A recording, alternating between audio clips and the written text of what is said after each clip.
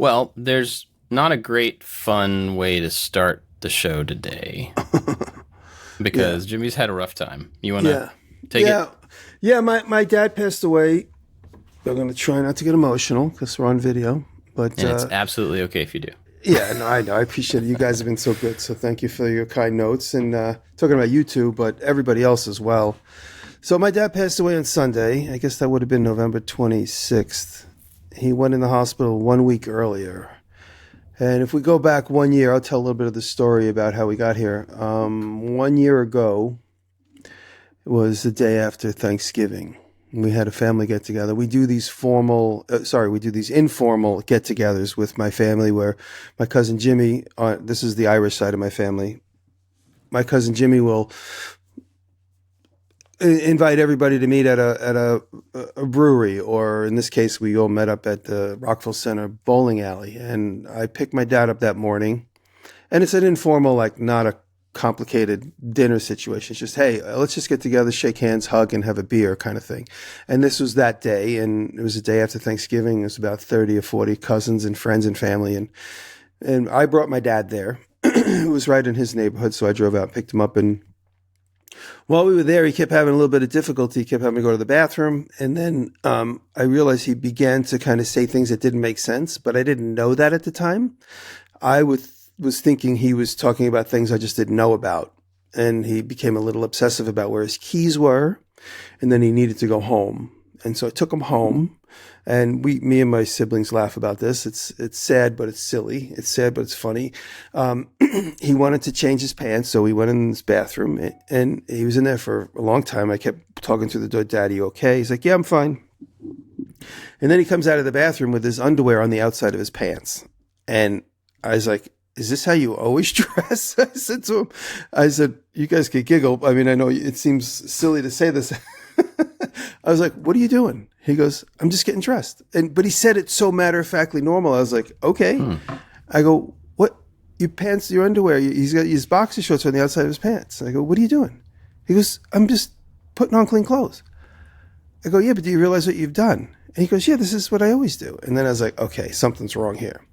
And so my sister showed up, and this was 1 year ago. And it was that particular, so my sister showed up and she said, Dad, put these pants on. So she went and got a pair of pants. She's like, put these on. And she shoved them into the bathroom, and he came out dressed normally. And we started talking to him and saying, what's going on? And he started talking about things that didn't exist. And he started talking a little bit of gibberish, and he started obsessing about, he kept wondering where his keys were. And they were right there. And like, these are your keys. Like, these aren't the keys. This isn't the keys I'm looking for. And so we started to realize, okay, this is the beginning of dementia, is what we assumed, and rightfully so. We didn't want to leave him. We had all gotten together that day. It was the first time we had all been together in a while in the same place. You know, we all have our own locations, and it's very rarely that me and my sister and my brother Joseph and my dad are all in the same place at the same time. And so we looked at each other like, what do? We can't leave him alone. We don't know what to do. And he started declining that moment. So we took him to the hospital, and we stayed there with him till 5 a.m. Turns out he had a UTI. And when elderly people get a UTI, a urinary tract infection, it messes with their brain chemistry. And that's what was going on. Took some time to figure that out. He's pretty healthy otherwise, because he always goes to the doctor. He always has his cholesterol, everything checked. He's a veteran of the Navy. He was in and out of the Navy just before Vietnam started. So he always uses the VA. He has a relationship with a couple of VA doctors, and they always make sure he's okay. So, all right. So we went through this, and then it happened 2 more times throughout the year. If he gets a UTI, and then his brain chemistry gets messed up. And then about a month ago, my sister took him to the VA, and she says, he can't drive anymore. And another funny story, I was driving with him about 2 weeks ago. I knew he was declining, so we would try and spend more time with him. So 2 weeks ago, I was with him, and he noticed that my rearview mirror on my car was crashed. Somebody had crashed it while I was parked. And he said, did you do that? I said, no, somebody hit my car. He goes, and he smiled and giggled and goes, I hit about 10 of them in the last few months. I was like, you're not supposed to be driving. And he goes, well, don't tell Kathleen, because my sister is the one who enforces that rule. And each one of us were like, did you take his keys yet? Because we'd all see him sporadically. And nobody took his keys, but thankfully he didn't have any major situations. But he giggled and says, "Oh, I smashed about 10 rearview mirrors in the last few months." I was like, "You cannot be driving." And he like sheepishly smiled and was like, "Yeah, I know. I won't drive anymore." Like lying to me that he's not going to do it. Because I only go down the block. I only go to the doctor or whatever, his dentist in the neighborhood. And so last week at Fast Forward, so he had a couple of those episodes throughout the year. And he was slowing down. He had double knee replacement in his 70s, in his early 70s, late 60s. And so he was having a hard time walking. He never did have to walk with a walker, but he would just walk really slow. And we said, so cut to last week.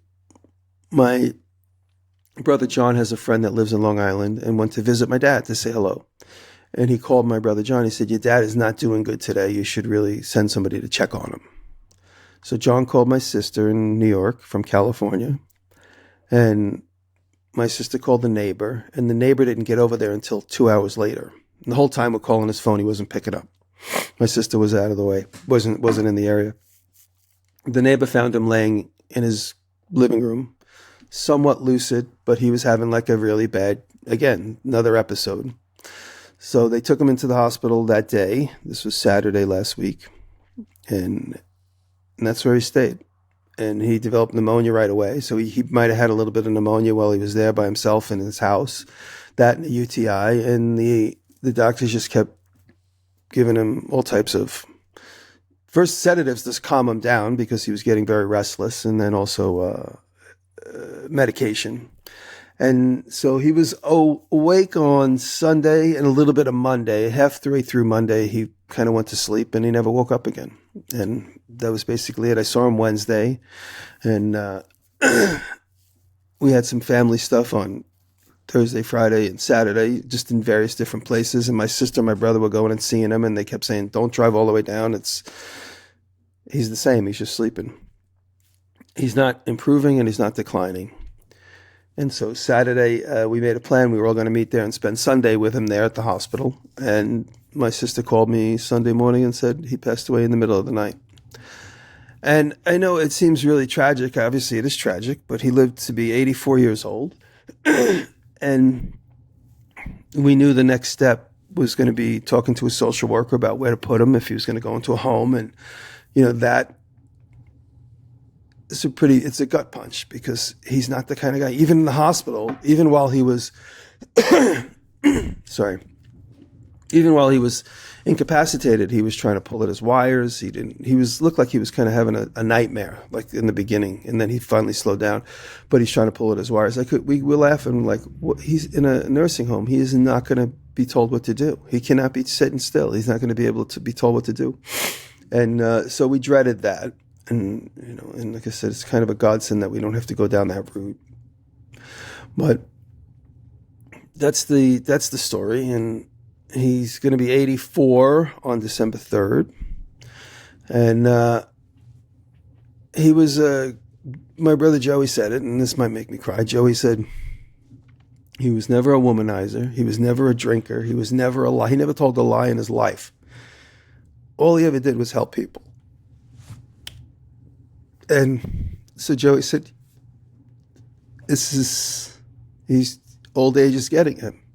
He's not, this isn't karma. This isn't anything. It's just old age. And that's really all it was. It was his time. And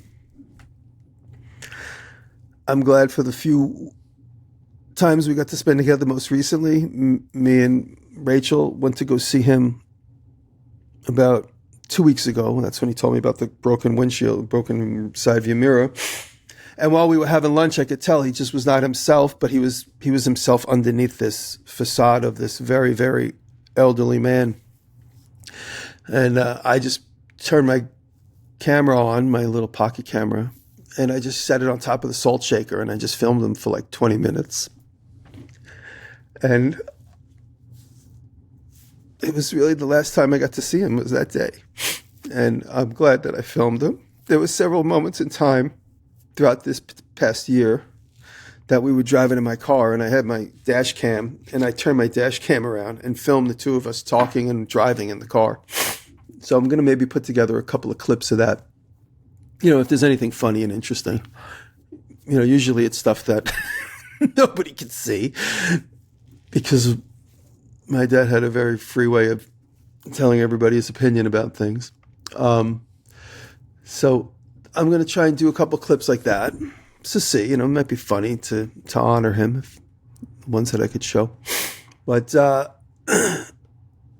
he lived a good, honest life, and he was in service to people. That's really all he did. We jokingly called him the worker. He was a worker bee. He was like a worker ant. Like, he could not stop. Like, he's talking about, it's really funny. We cleaned up his backyard a little bit a few months ago. We got rid of a dumpster full of stuff. And he was really good. He was a hoarder. If you knew my dad, you knew and I say a hoarder, I'm not joking. I mean, he was a hoarder. His backyard and his house is packed with stuff. Like, the health department's been involved. So that's why we decided to get a dumpster. And he was really good about letting things go. And he lived in a house that had a lot of trees around it. And he always had leaves and acorns, and then these giant birds from the ocean made a nest in one of the trees, and so there was like these huge bird poops all over his yard, because he lived kind of near the ocean in Oceanside, Long Island. And so while we were cleaning up his yard, I must have threw away 25 different leaf blowers that he would buy this brand and try it. Didn't work. So he'd buy that brand and try it. He didn't like it. He'd buy that brand and try it. And they were all electric. They were all off brands, DeWalt, Milwaukee, but several off brands like, Ryobi and all these other brands I didn't even know existed. He was buying them at like different stores. And they were all outside all the time. So they were all soaking wet and no good. Who knew where the charger or the batteries were. So I must have thrown away about 20 different leaf blowers. And I just kept laughing at him. And then I do the same exact thing. I don't have 25 of any one particular thing. No trucks. I don't have 25 trucks yet, but I'm just laughing, going like, I do the same thing. But I try to limit it to about 4 or 5 different versions of the same thing, trying to find the right one. But he was talk about being a worker bee. He was pre-programmed to just always think he was going to be able to do this and do that. He's like, I'm going to clean this up. I'm like, Dad, you're 83 years old. You're not cleaning anything up. You can't even walk. His knees are both bothering him. He's like, no, I'm going to move all that over there. I'm going to rebuild this. And like, I was just admiring his tenacity. It's almost like he's pre-programmed to just not stop working, which is why we say he's got the DNA of a worker bee. The other day we were talking, and this is going to make me laugh and cry. My brother Joey said, it made me laugh so hard when he first said it. We were just reminiscing about being kids, and he goes, we were like his Oompa Loompas.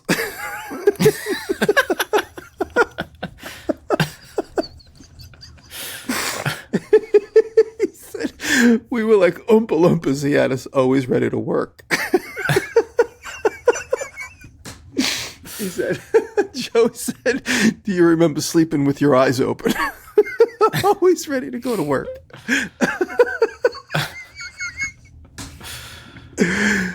So we were his Oompa Loompas, and thank God, because it really instilled in all of us, a great work ethic. And like I said in my Instagram post, he was always taught us to be helpful.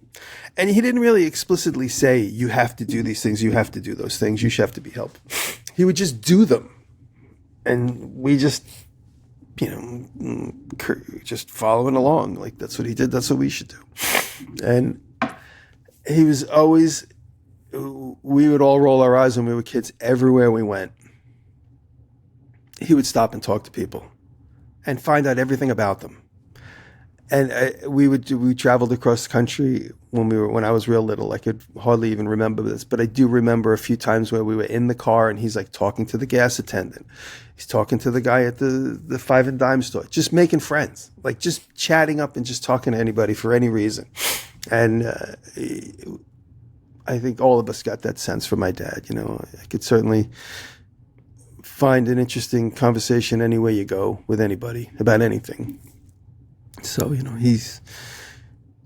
did good. He did really good. And like I said in my post, if there's anything if anybody's inspired by me, it's 100% because of what he did with me and my siblings. You know, he took a special interest in me because I did everything he did. My brothers were a little bit more rebellious. Joey's particularly was very rebellious. They had a contentious relationship. My sister and I kind of took more to the workshop. My sister, not so much. It was really when she went to college and she started getting into it. And then she kind of backtracked and, you know, would really share an interest in tools and handmade stuff with my dad. But with me particularly, I spent most of my time, I'm the one that spent most of the time in the workshop with him and learning. And when my parents got divorced in 1981, I was 14. My dad had to move out. That was traumatic. But in hindsight, you know, despite my dad being such a caring, giving man, he was a little overbearing as a parent, especially when I was 14. So I was brokenhearted that he had to leave the house because at that point it was really just me and my sister. John was off to college. Joey was in the Marine Corps. But he said, I'm going to leave my workshop for you. I'm going to leave everything in the workshop. I'm going to just take what I need for now until I build a new workshop somewhere. He said, you're going to keep everything in the workshop. He didn't take any of the tools. He didn't pack them up. He didn't put them anywhere. He didn't take them out of spite to spite my mom or whatever. He left the workshop for me and John, who would come back from college and use the shop. And I mean, it was amazing that he had that forethought he goes, you're using tools. You're still developing your skill set. He said, I'm leaving all these tools for you. He left me at 14 years old. I had my own radial arm saw, the band saws, everything. I mean, would you leave a 14-year-old unsupervised with a radial arm saw? I won't leave my 16-year-old unsupervised. The radial arm saw became mine. I mean, it's funny that I don't use them anymore because I just find them extremely dangerous. I really started using the table saw on my own. I mean, the only table saws that we had were just job contractor saws. I eventually bought one shortly after college. No, I was in college when I bought it. I can't remember. I bought one in like 90, 91 out of the penny saver, and that was the one that I ended up giving to Tim Sway, the one I ended up injuring my hand on in 2010. So it was 20 years later that I got hurt on it. But it just, the forethought of just leaving me with the shop, it's amazing. I'm going to mute and cough. Hold on. But yeah, thanks, Dad. Thank you for that. I don't know what else to say at this point, but yeah, I thought maybe, as a group we could discuss, what we learned from our dads if we kind of start a dialogue going back and forth. I'm going to make a video. Shortly. That's going to be the tips I learned from my dad, and some of the phrases that I say that he says and how I learned them. So I'm going to start collecting throughout my work days in the next couple of days and weeks. I'm going to start putting together a list of things that I learned from my dad. So to honor him, I'm going to do a video about all the things I learned from him in the shop. Small things, bigger things. And so that video will be coming up. But I thought maybe today we could talk a little bit about some of that stuff. Yeah. I think one thing, it's just funny. It makes sense that we are all derivative of the people that invest in us, right? Mm-hmm. Like we are our parent, whether that's our parents or teachers or whoever puts time into us and stuff. We are a lot like them, and it sounds like you're a lot like him. I never got to meet him, but as far as you mentioned him not being able to sit still at the beginning, and then just always having like the best of intentions and always wanting to like have this list of things to do. Sounds a lot like Jimmy to me. It sounds a whole lot like. And I think it's interesting. You're talking about like the leaf blowers and the trucks, and I can see that in you. I can see that in me. I can see that in a lot of people who are looking for the improvement on whatever it is they're doing, whether that's like, I just want to keep adding skills, or I want to keep adding leaf blowers or trucks, or I want to keep adding the thing until I find the right one. And so the only difference in the path to get there is like, once you find one that you really like, do you get rid of the other ones? That's the separation between the hoarder and the person who's just trying to really narrow in on. Well, what I do now, this is funny. I get my fix. I look online at Facebook Market and I look at Chevy trucks and I go, oh, that's really cool. I go, that's exactly like the one that's sitting in the backyard. Okay, I got my dopamine hit by looking at it and potentially Right. thinking about buying it. I'm like, it's exactly like. So I look all the time, but unlike in the past where I would immediately pull the trigger and buy it, my dad had this sort of Terminator-like quality where he would just keep trying. Like he'd go to Harbor Freight and leave with like $400 worth of stuff he didn't need, and that he had duplicates of. I'm getting better at it, is what I'm saying. Like for instance, I look at skill saws and drills and hammer drills and these type of things. I look at them and I'm like, wow, it's cool. I'm at Home Depot touching the ones that are attached to the wire, and I look at them and I go, okay, I got 5 of those. I just put it back. But looking at the new one gives me that slight adrenaline rush. Yeah. That you get when you buy something new. Yeah, I can totally identify with that in a different way. Like I've talked about how I collect toys. I used to collect toys. I kind of do here and there. But I realized as I got into adulthood that a lot of that, the enjoyment I got from that was the hunt. It's like there's a thing out there that's really hard to find. There's only a few of them, relatively few of them. And it's just fun to go be on the hunt for something. And then I would, as a younger adult, I would buy the thing and like I found the hard to find thing, and I'd buy it and I'd bring it home and I'd be like, well, now what do I do with it? Do I put it in the box? I put it in the case. Do I open it? Do I sell it? And so I got to the same place where finding it was like, I found it. Now I'm going to put it back on the shelf so somebody else can find it too. And I had that was enough. I realized that I was just following through on something that I didn't really need to follow through on. I didn't need to buy it. And so now I've got a couple of friends that collect toys actively, and they resell them and whatever. And it's actually a lot more fun to be their hunters, to be like, they tell me what they're looking for, and then I just get to go find it. I don't have to pay for it. Yeah. I don't have to keep it, whatever. But so I mean, I understand that feeling, and it's actually it feels good to get to that place where you realize you don't actually have to have the thing. You just wanted to feel it or see it or whatever. So, yep. I remembered another story while we were talking about when I was in 10th or 9th or 10th grade, maybe 11th grade. I was in high school, and I was never a great student. I told this story early on. When I realized that passing was 65, all I had to get was a 65. That's all I strove for. I didn't care if I got more than a 65. I recently posted one of my old one of my cards. What do you call that? A grading card? What do you get when you report card? Report card. Yeah, my report card. And I was in elementary school, so I was a little kid. But it said that I don't like school and I don't work. I'm not great with others, and it's like, this is what it said. But I was always a little bit of a rebel. But in elementary school, or rather in high school, they diagnosed me with all these things that now have initials, and they called my parents, and my dad got so defensive. And this might make me cry. My dad got so defensive, he put together these toolboxes that I always make, the one I made for Walmart.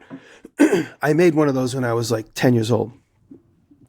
And he grabbed it and he filled it with all the things that I had made in and around the house up till that point. It must have been about 15.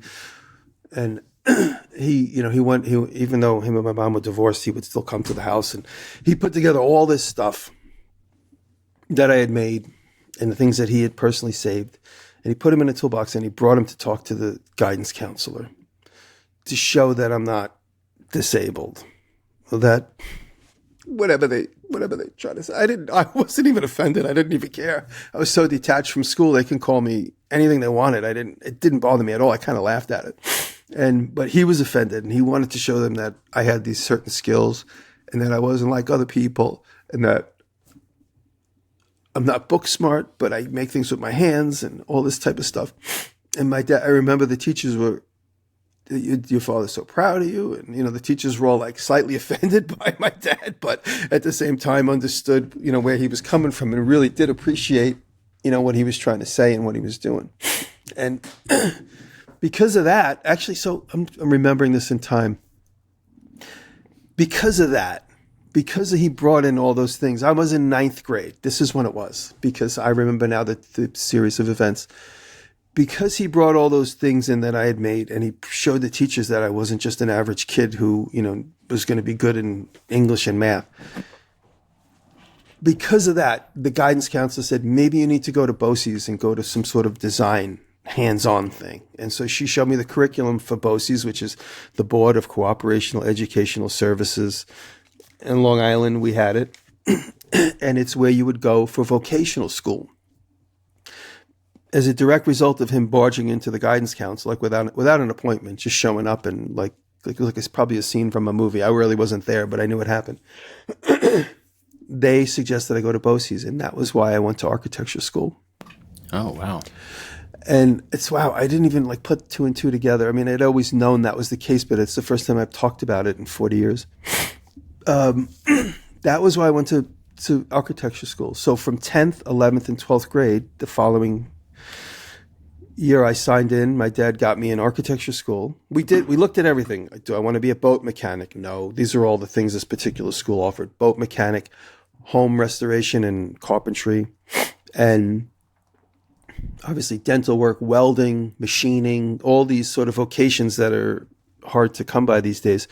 And architecture was one of them. And somehow with his guidance and with my curiosity, I ended up in architecture. And it was the beginning of me learning about artists and learning about design and what design meant.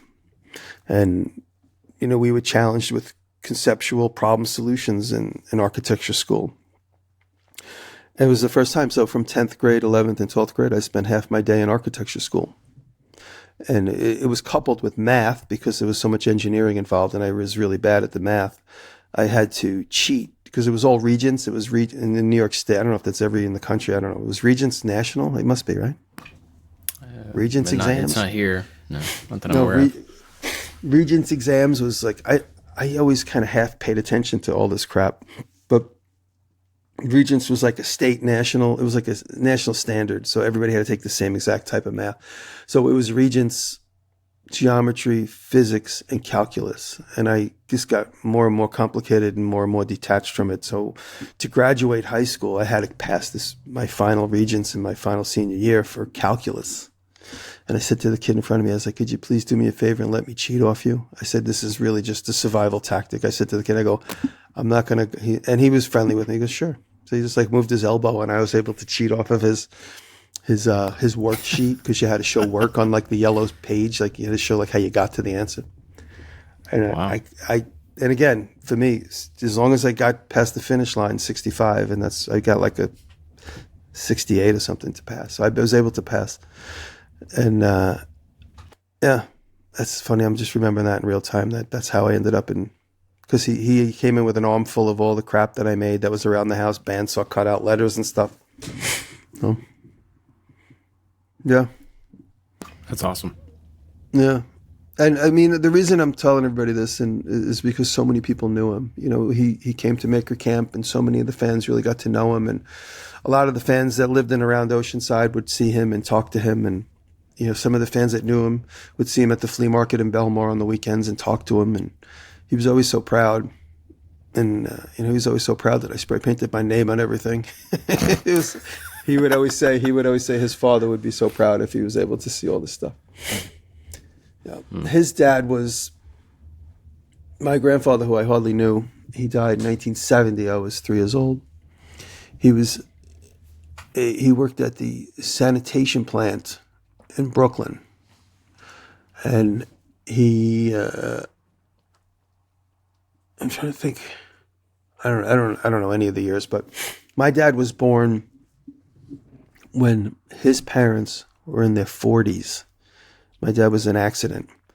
So I've been posting some pictures of my dad with his siblings, and there's one in particular. I don't know if my cousin posted it, my cousin Jen, whose mother was my dad's sister. My dad's brother was 17 years older than him, and my dad's sister was 15 years older than him, or 14 years older than him.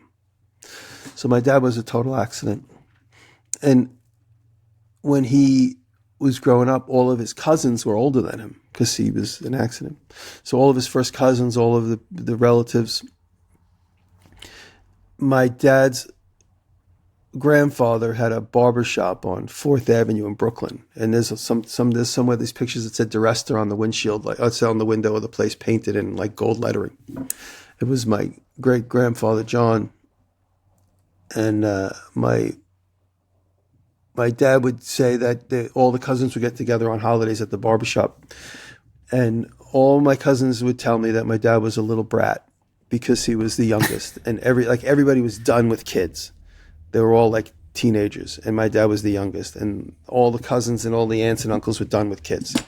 So whenever my dad wanted, they gave him. They let him, like, instead of trying to teach him, they were like, enough. Just, you want that? You can have it. So my dad grew up a little bit spoiled. He grew up like a little bit of a brat. So that's why we always joke that my dad had a fast temper. It was because he wasn't immediately being satiated when he needed what he needed. He had no patience for anything. And all the cousins say it's because he was like a little brat when he was growing up, because everyone just gave him what he wanted because he was the youngest, and everyone's like, enough already. Just give Joe whatever he wants. Keep him from crying. So that's funny. Yeah.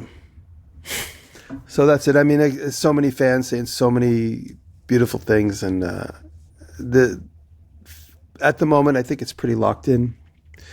The funeral service is going to be December 8th at Towers Funeral Home in Oceanside, Long Island, which is his neighborhood.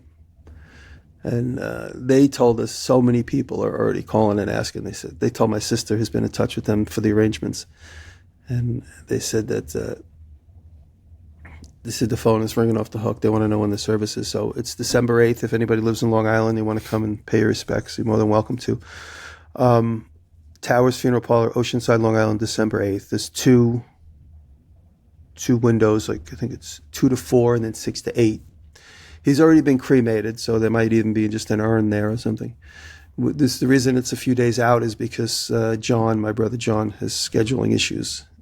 He's got some medical stuff he's got to deal with, so John won't be able to come until then. So that's why we're going to wait. And yeah, that's it. That's it. I mean, I could take a break from talking for a minute. If you guys have anything to say. Sure. Yeah, I mean, this is a strange place for me to be because you guys have both lost your dads. Yeah. And I haven't. And I'm very grateful, for that. How old is your dad, Bob?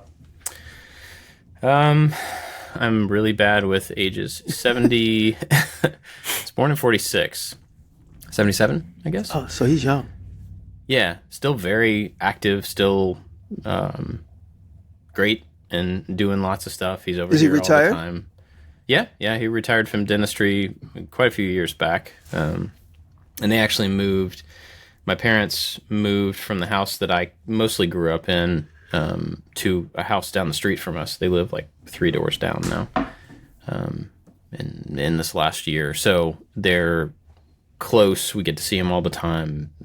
They pop over and see the kids and stuff all the time, and so that's great. What does he do? What is he? He's retired from dentistry. Does he do anything as a hobby? Does he play golf? He does lots of stuff. He's always making stuff. Like right now, he's repainting their entire kitchen in this new house. He's like taking all the cabinet doors down, making new doors. It was all kidding. dark wood, so he's making new doors and then painting all the cabinets. And he did the same thing in their last house, and he put down new floors. And is he making videos? He should make videos of that. No, he talked about it. We were talking about it one time at lunch, but you should make a documentary about him. I'm telling you, it'll be really important one day. You should do a documentary about him fixing something. Yeah, that's true. Even if you never show it, you should just have it. Yeah, and he listens to this show.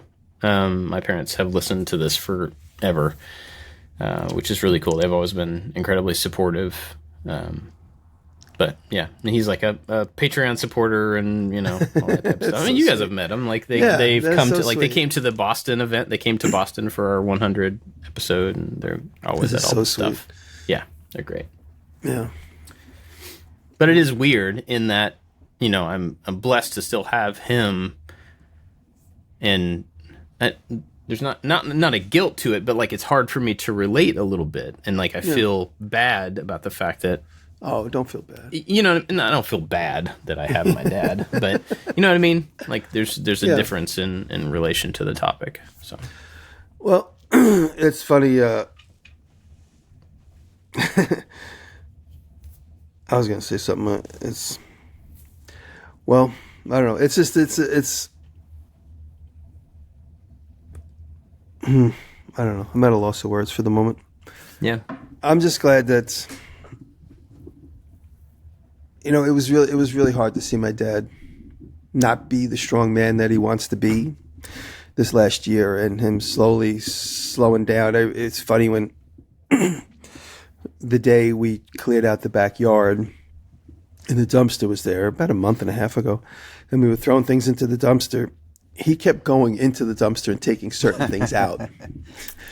But this is a caveat there. Not because he wanted them, but he wanted to give them to other people. And he would be like, we'd just grab something and toss it. And he'd be like, and all of a sudden he's in there. And this is what I'm saying. It was the day I realized how feeble he was, because he'd like try and step up into the dumpster. He'd have a hard time stepping up into it. And while he's in it, because this is when the whole end opened up. And then he'd try and climb in there and like get something. And my brother Joey kept yelling. He's like, get out, get out of here. You're going to get hurt. You're going to fall on a nail or something. Get out. And he's like, well, don't throw away the chair that can go to the neighbor. And don't throw away that stand. And oh man, if there's it was hard to see him like that. Yeah. Since you said your dad was a hoarder, when you go through his stuff, do you think there's anything that you can find that you'll be able to use as a like a tool in a future video? Oh yeah. No, I absolutely. I said to Kathleen and Joseph, my brother Joey, I was like, we'll go through the house, take the sentimental things. There's only at the moment there's only one tool that I know I want in the basement, and that's the Craftsman drill press that I used when I was a little kid. We got this old, it kind of looks like, if you guys know what I'm talking about, there's a thing called like an alien head mortiser. It's around that time, like in the 1960s, 50s, where Craftsman was making quality tools. And this particular style of Craftsman drill press, and it has a smooth chuck. So I remember as a kid, I watched my dad just grab it to slow it down. So I'm like, I'll do that. So I'd grab it to slow it down, and it had like a polished, smooth chuck that you could just grab and slow down. And I remember watching him do it and then being like, if he could do it, I could do it. And I never did get hurt. It sounds like I'm leading towards a story where I get my finger ripped off. But I always loved that. It was like a certain nostalgia. And then Rob said it to me yesterday. He said, he goes, in honor of your dad, we should fix up the bandsaw, the one that he bought when I was a little kid, the one I still have, the one I use mostly all the time. And I bought a new base for it. So Rob's like, let's take it apart and put it back together on the new base. And so I might incorporate that into that video about my dad. But I want that drill press, and I know the minute I go down there, like there's so many tools that when we were kids that were always on the bench. And the minute I see that tool, I remember seeing it for like the first time, or I might have even been with him and he bought it. And there's a pair of probably Crescent needle nose pliers, and I have them. And I sent a picture of them to John. I said, does this ring a bell? He said, yeah, those are Dad's pliers from when we were kids. Like there's certain things that are like iconic in my workshop that have always been around. And I know when we go, I haven't been in the basement of his house in years because it's just full of junk. It's a crazy, diabolical, organized mess. Like it's like little tiny pathways, but it's just so much stuff that's unnecessary. I haven't been down there. We haven't been down there in so long. It's been probably 3 years since I went down in that basement. But I know he's got 7 bandsaws in the corner. He's got the radial arm saw that he always used. He never liked using table saws. All kinds of, and then there was a wall. He would glue up all the stuff that I would make and send him in letters and stuff. So all letters from friends and family, and mostly stuff from me and my siblings. This on these cabinet doors. So all like hot glued, like all the family memorabilia. So it's going to be. I'm not going to let that go. So we have his house. It's our house now, and we'll go through it slowly. There's no rush to get it cleaned up, but I don't know what we'll do with it. But it certainly has to be cleaned up before anything else happens to it. So as we go through this stuff, we're going to find all the sentimental stuff. When I was my dad's only child, so when he passed away 6 years ago, I got the house. And I don't think my dad was a hoarder like your dad, but there was a lot of stuff. Like the living room is just full of stuff. There was just so much stuff. And I had to go through and I had to figure out what to do with all the stuff. There was going to be an auction for the house and then an auction for some of the stuff. And since I was the only child, I had to go through all the stuff. And I didn't want help from anybody because it was kind of embarrassing of how much stuff there was. So this is out in the middle of the country. So I just had I'd go over there every weekend and just burn a bunch of stuff. It was so much to deal with. I was like, I need to get this part of my life. I need to get past this because there's just so much stuff. And I burned a lot of stuff. And then the auction crew came and organized some things that could be auctioned off in groups and everything. And since you don't have a time limit and you have brothers and sisters, I don't think you'll have this issue. But there are some things like, I wish I would have saved this. I wish I would have saved that. But at the time, I was just so overwhelmed. And there was just so much stuff that I had to get rid of it all. And I just wanted to get past that point. So just make sure you grab what you want to grab. Because I didn't grab everything that I wanted to grab. Yeah. That's his kitchen. Showing you guys his kitchen. Yeah. I mean, there's a lot of stuff. It wasn't like that, but it was similar to that. So when I was growing up, we never had people come over to the house. I always went to other people's houses because there was this embarrassment of how the house was. Right. Disorganization and just stuff everywhere. And so not many people have seen the inside of my house, not, growing up. So I can relate to some of that. Look. Yeah, I think the door to the kitchen. Oh yeah. He always put notes and stuff. He never stopped sticking things on top of things. I think, part of it, and I didn't know either one of your dads, but thinking about my grandfather in a similar situation where my grandmother passed away probably 17, probably longer than that, at least 17 years ago, but probably longer than that. And so then he was in this big house by himself for 12 or 13 years or something. And he eventually, because when they were together, she was in charge of the house. Like, it looked like she wanted it to look. She was great, and she kept it up and everything. And then when she was gone, it over the years became only his space and not their space.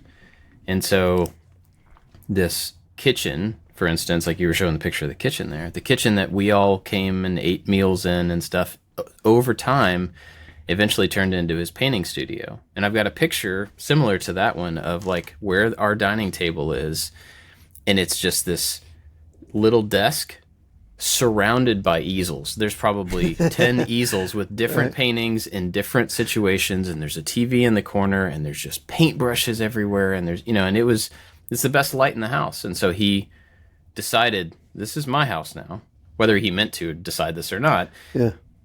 This is my studio. And so the kitchen was a secondary function of this big room that was then his studio. And I think it's similar in that as you age and as you have a space that you maybe eventually don't have to share with anybody, it just becomes, I'm gonna use this, and that means sometimes I'm gonna stack up multiple things and keep, I'm really gonna concentrate in this area.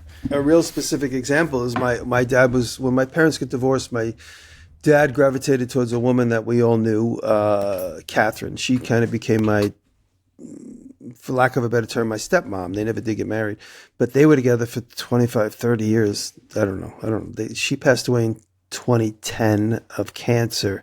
She was young. Catherine was much younger than my dad, by like maybe 7 or 8 years. But when Catherine passed away, she was very young. But Catherine was a neatnik, and the house that they lived in together was immaculate. But then when Catherine passed away, slowly, she kept all my dad's crap outside at bay. Basement and outside was his. Inside the house, all the living spaces, the bedrooms was Catherine's. They had to be in perfect, impeccable shape, always clean, no clutter, none at all. Like, she would throw things away. Like, if he put too many picture frames, she'd like pull the picture out and throw the frame away and be like, no, put this picture behind that picture. It's the same thing. And when she passed in 2010, the house slowly became like all the junk equalized. And it's exactly what happened. He basically I'm going to show you guys. Here's another picture. This is from about 3 years ago. He had broken his wrist, so he's got a cast on. But that's him in his shop. And there's hardly any room to move. That's funny. My grandfather's shop was like that too, in that the path, the standing spot or the walking path was like just barely bigger than a person. Yeah. You know, you could like get to the front of a table sideways, and then you have this like giant table, and there were so many tables. I'm sure his basement's probably the same way. It's like cluttered. So many tables, so many shop lights hanging over all the different tables for different purposes, and just like supplies and half projects, and yeah. Mm-hmm. Yeah. So I hold that up as an example to what not to do. You know, I don't want to become I really don't want to become the hoarder. And I'm pretty good at emotionally detaching from things. I remember when about 12 or 13 years ago, I was very emotionally attached to stuff. And nobody could touch my space. Nobody could be in my space. Nobody could disrupt where I left things down. And then having to share my shop with Taylor for 10 years and having to share my shop with whoever else, you know, certain assistants that helped me out. And of course, Aaron was the best of all time. Just always knew how to make the place more useful. I mean, that was a skill in the Marine Corps. It was just, let's take what you got, make it more useful and more available. But since I remember even with Aaron's like, I hope you don't mind I rearranged this wall. I was like, I don't mind at all. I don't care at all. Like, I used to be worried about where my intimate little details of certain things are going to be, but it's like I've really let go of the emotional strings on all that stuff. Certainly don't want anybody like fiddling about for no good reason. But last night I was working in the shop, and Rob has been staying with me. In fact, Rob might end up being my neighbor. We'll see if that goes through. That's what we were talking about a couple weeks ago. But if that happens, Rob's going to be my neighbor. And last night he's like, "You mind if I organize?" I was like, "Not at all." So please do. I was kind of busy making the leather handbags. The leather handbags have been selling, by the way. I sold 10 of them last week, which is amazing. Wow, and if awesome. Anybody's on the fence, they're going to be scarce. So you better get your leather handbag.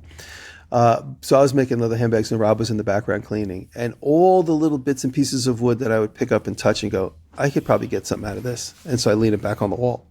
I look back, half of it was gone. I don't know what happened to it. I don't need to know what happened to it. Mm-hmm. But if it happens while I'm not paying attention, the place looks incredible. He fixed up the whole corner of the shop. It looks like I just moved in and like I haven't touched the tools yet. So, Rob, thank you. But years ago, I would have been emotionally attached to all those scraps, those little cutoffs. No, you can't touch that. I need that. That's going to be something good one day. Just tangential to that. This is a little side quest. I saw a thing on Instagram the other day about a UCLA study that was talking about clutter and how. And I saw this and it got my attention because I wanted to send it to my wife because our house is cluttered. It's, you know, we have a big family, we have lots of stuff and interests, and so there's just clutter. And we do our best to kind of keep it in check, but we're none of us are ever happy with the state of the clutter. Mm. And so the study was talking about how the clutter in the home, I can't remember all the details, but it was like clutter in the home versus clutter in like a workspace or something. but how the clutter in the home is, they like proved that it was stress inducing, and that stress is actually greater for a woman than a man and greater for a mother than anyone else. And so it was just, the way that they explained it was the interesting part, which I don't really have in my head right now. But it was interesting talking to her about, I get completely overwhelmed by too much clutter, especially when it's not my clutter. Like looking at my desk right now, which you all can't see, it's covered in stuff. It's all stuff that I'm in the middle of using and whatever, but it's my stuff, and so it doesn't really bother me because I know it's here. But when I go upstairs and the rest of the family's clutter is everywhere, it's like ugh. And if I feel that way, talking about this study about how much more it probably affects her than it affects me, I was like, whoa. I'm really sorry that, No, yeah, but it's true. all that to say that they did a study specifically on the stress of other people's stuff, or just stuff in general, and how much that can actually cause for you. But in your case, where you've got somebody coming along who's willing to, they're removing stress from your life behind your back without you realizing it. Yeah. That's amazing. That's a gift that somebody's giving you. Aaron was a godsend, and I could cry at the drop of a hat thinking about him. But he didn't like clutter. He did not like clutter, and my shop table has been a mess since he passed. My work table at the other shop, which I don't use as much anymore, of course. I'd settle down at the big 4x8 table behind the table saw. That was my throne and my space. And when I had to think, I sat there. I would come in and everything would be completely squared up, knolled, as they say, always be knolling, and all the superfluous stuff would be gone. I said, Aaron, I love you. I don't care where any of this stuff is. I'm just so thankful. He's like, if you need anything, just ask. Where is that nail puller that I was going to weld to a hammer for future videos? It's right here. I know everything is. So but it was oh my God, it was just amazing. I'd come in and just the table would be just absolutely perfect. And I try to organize behind myself, and I just can't do it. Yeah. It's always I'm gonna you know what, I'm gonna use this hammer. I'm gonna just put it here because I know I'm gonna need it again. And I don't pick the hammer up again for 3 weeks, but the whole time it's in my way. So I'm trying to get better at using it, putting it away, using it, putting it away. So one of the legacies my dad left was don't be a hoarder, because I don't want to become what he became. And I know it. It's so in me. It's that obsessive. If you look right here, there's 5 Zippo lighters right here. There's 5 switchblades because I like switchblades. There's Bowie knives. There's string. This string. I got 7 rolls of the string. As if there's gonna be an apocalypse, and the only way I'm gonna save myself is this corded parastring. There's 3 calipers in front of me. There's a pile of hard drives right here. I'm so close to becoming that I really have to watch myself. But do you think that the awareness of that closeness is a skill? Is a benefit? Yeah. Is a strength? Yeah. Look, you know what? I'm going to show you guys this. If you're at home watching, when Aaron was definitely a hoarder as well, but he had a controlled chaos. Aaron had so many of these little go pouches, he'd have it in his shirt or in his pants. And this is one, I haven't pulled any of this stuff out. This was on his desk, but it's got there's 7 6-inch rulers in here. Is he going to need to measure 7 things 6 inches long at the same time? But there's a certain comfort level knowing these things are around you. I could totally identify with it, 100%. And I know that's what my dad is constantly You sit in the chair, the throne that he would sit in, and watch Fox News in front of him. Right here he had everything to fix his hearing aids. He had a little pack of extra batteries for his hearing aids, and right here he had some treats for his dog, and right here he had, he liked still reading the newspapers, so he had the pile of the newspapers, and he'd read them all week long, even though they would be days old. He would still continue to read the old newspapers. He would read everything, all the ads. It's crazy.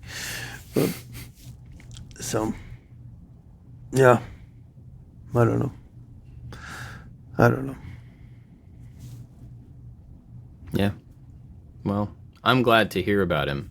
I hate Thank you. that this is the situation that I get to hear about him, but it's nice to hear you talk about him. He lived, like Joey said, he lived a good, honest life. You know, he's like, this isn't karma from mistreating people. I mean, he had a temper, and, you know, he has his crazy old Italian ways, but like, who doesn't have a dad that, you know, might lose his temper once in a while? But he was a good guy, and We wear out. he just That's what happens. We all wear out. You know.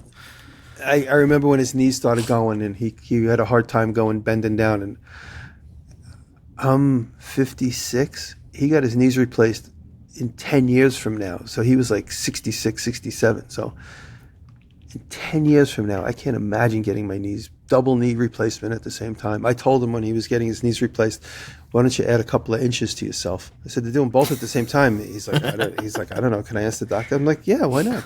If I was getting my knees replaced, I'd say, give me 1.5 inches. Give me 2 inches. Why not? I don't see why they couldn't.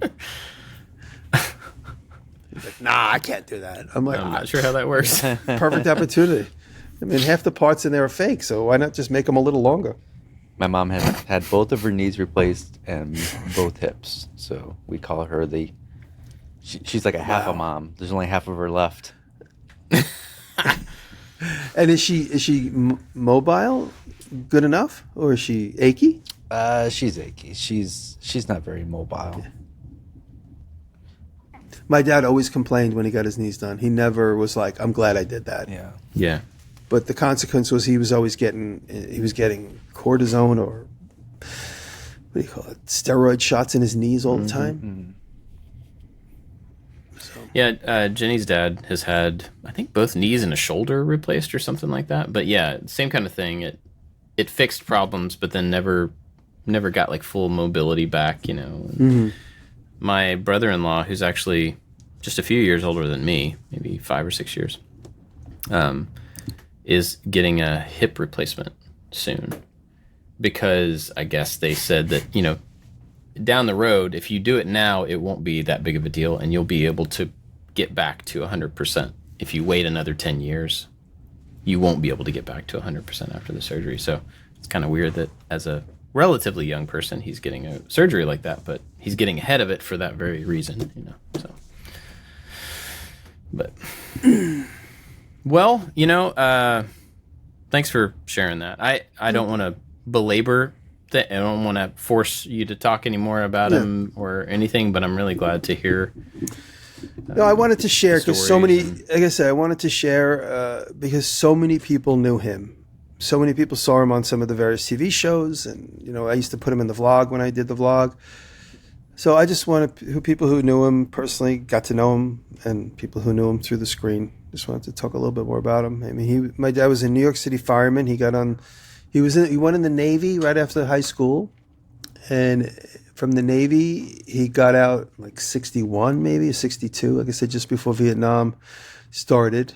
He said he remembers hearing about the beginning of all that, and he I think he got appointed to the fire department in New York City 62 or 61. So, and he retired in 86. So I don't know, 25 years, 24 years? So he was a New York City fireman, and most of the time he was a New York City fireman, he was a chauffeur. So he would drive either the fire truck or the chief.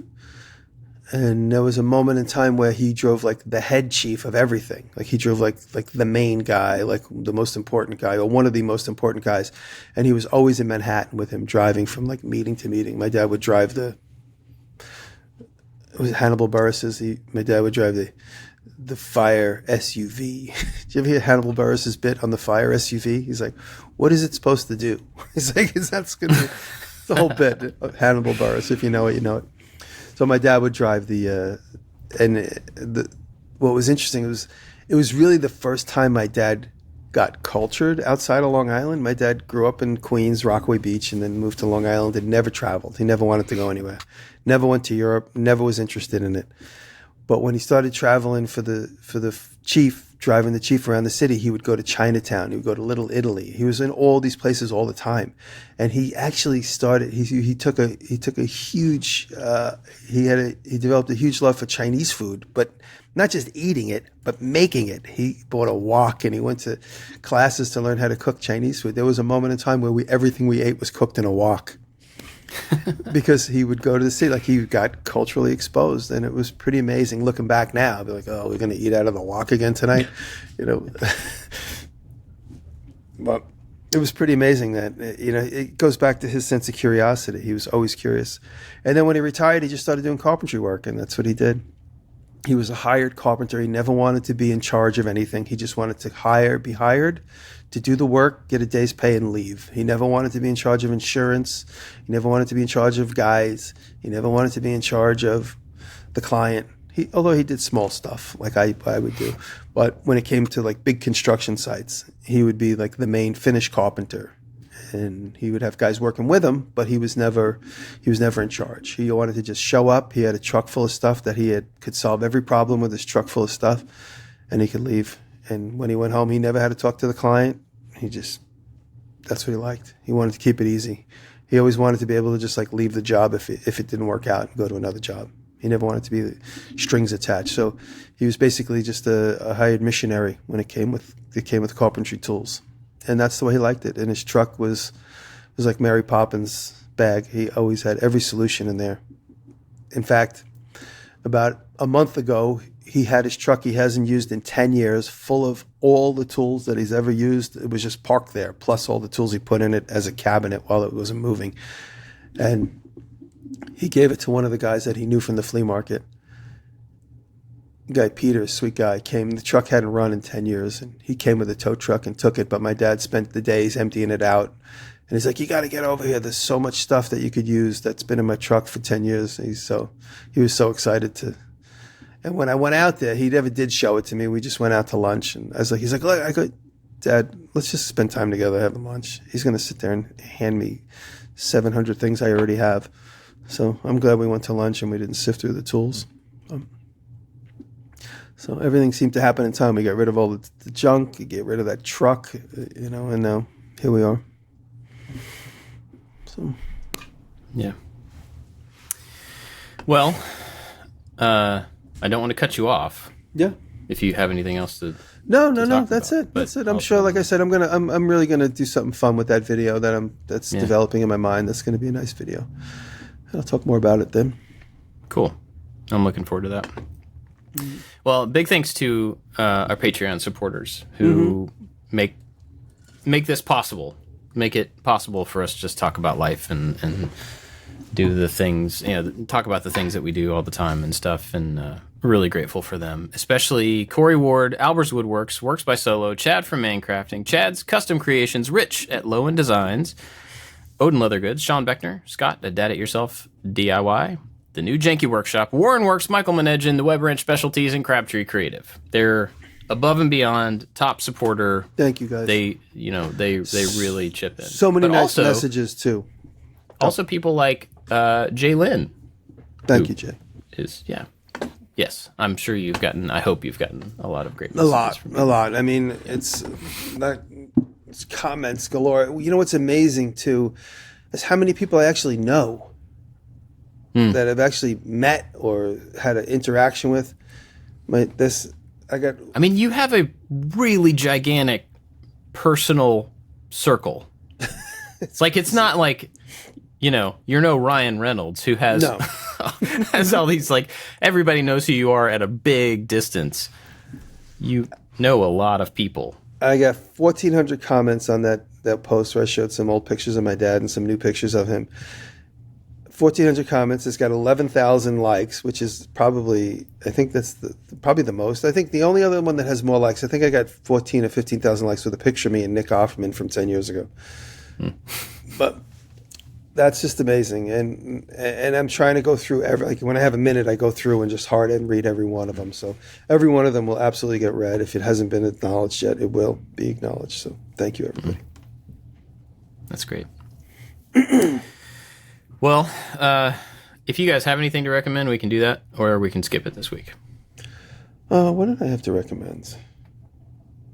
Well, you know what? I'm going to recommend the video that I posted on Instagram, and I'll give a little behind the scenes. So I bought this house in September of '04, and my dad's crazy cousin Eddie always had a campsite up here.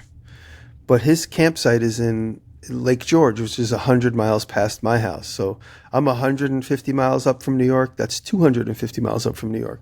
But my dad didn't know any better, and he said, so now I bought the house in September of '04. Now it's October of '04. My dad said, hey, let's go hang out with Cousin Eddie since you're near him now. And so my dad scheduled, him and Eddie met together. Eddie drove my dad up from Long Island because Eddie was living half down and half up. So together they went up to Eddie's campsite, and I met them there. And we went to an all-day flea market, or an all-day garage, like a weekend garage sale, all-town garage sale in Warrensburg, New York.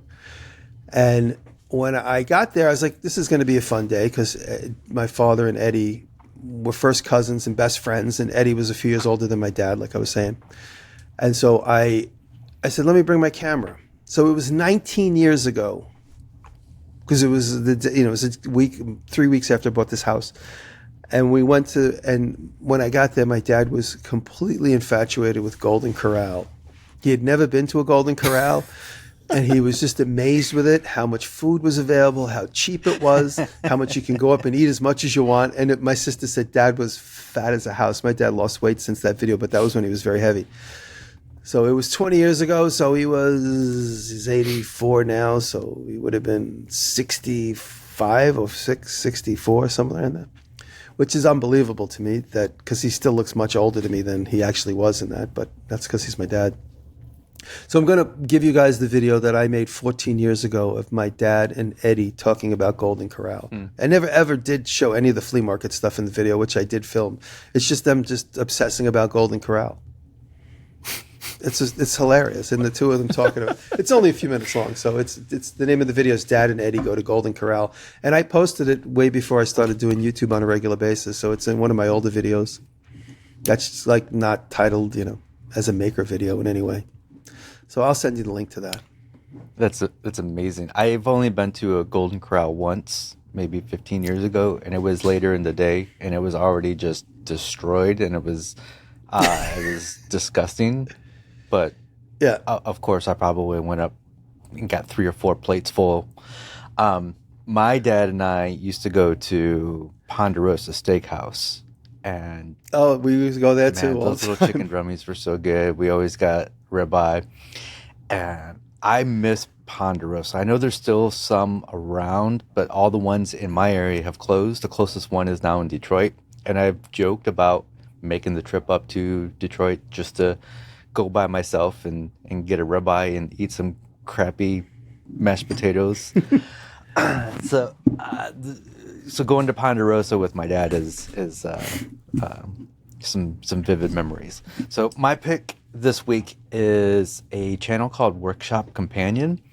I don't watch a lot of woodworking videos anymore, but this channel, you can just tell this guy knows a lot of stuff. He's been around. His videos are there's so many good tips in his videos, and they're not like redone YouTube videos or things I've read. Like, I don't know how he knows some of the things that he knows, and I'm just kind of blown away. And it's just really good channel. He's got great tips. You can tell he's really intelligent when it comes to woodworking. And Workshop Companion. Mm-hmm. Awesome. Mine is I don't know. It's a documentary that we just started watching last night, so I'm one episode in, on David Beckham. It's just called Beckham. Mm-hmm. And he's not somebody I really knew a whole lot about. I knew that he was like a famous soccer player, but that's it. And watching the first episode, it's basically how he got started, where he came from. But and it's interesting. His story is interesting.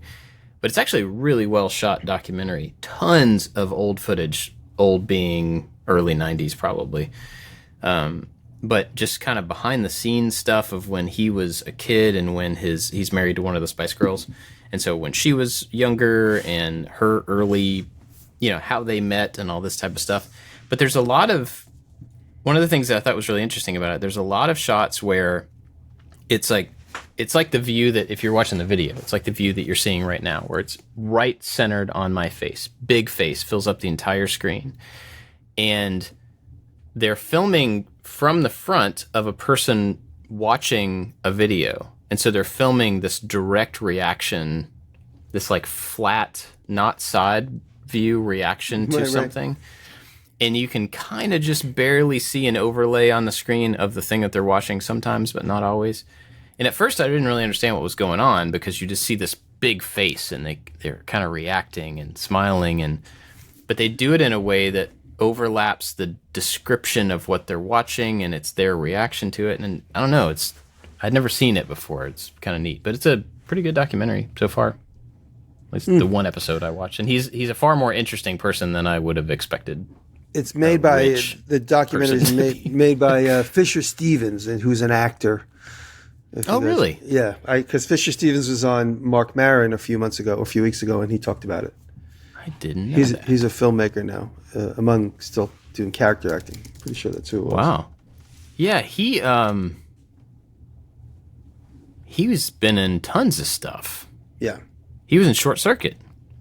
He was the main character in Short Circuit. He's been in a million things. Oh, wow. I mostly remember him from Hackers. He was the bad guy in Hackers, but looking at it now, wow, that's crazy. I didn't know that was him. Yeah. Neat. Well, anyway, I enjoyed it, or am enjoying it, so hopefully it doesn't get bad in episode 2. We'll see. Cool. Well, thanks for listening, everybody. Jimmy, thank you for sharing. Thank you for listening, and thank you for all the heartfelt messages from so many of you. Seems like all of you, so thank you. It really awesome. Shows how awesome this community is. Just all the comments and that you got on your Instagram, and it's an amazing. So community. sweet. Also, I want to. We've been praying for you and your family as a family, and it was really cool. Sunday after we got home from church, my youngest, who's 10, almost 11, he was like, "My whole group today prayed for Jimmy and his family at church, just that they would feel peace."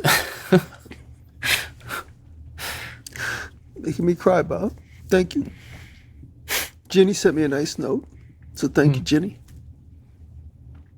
Yeah. Yep. Thank you. Anyway, make me cry too. It's all right. Thank you. All right. Thanks for listening, everybody. We'll see you next week. Soft after show opening. I love you.